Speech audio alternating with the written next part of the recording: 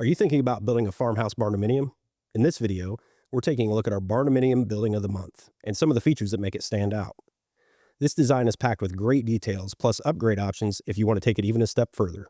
Let's check it out. So let's get into the features of this building. It's a 36 by 40 by 16 living space with a 24 by 32 by 9 attached garage.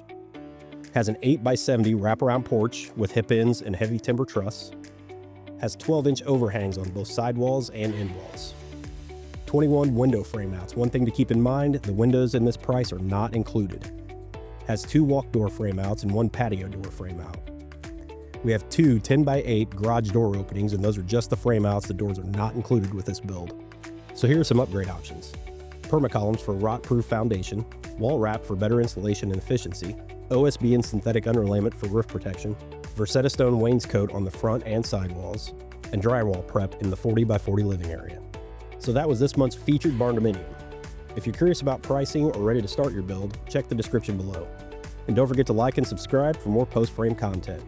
Thanks for watching. We'll see you in the next one.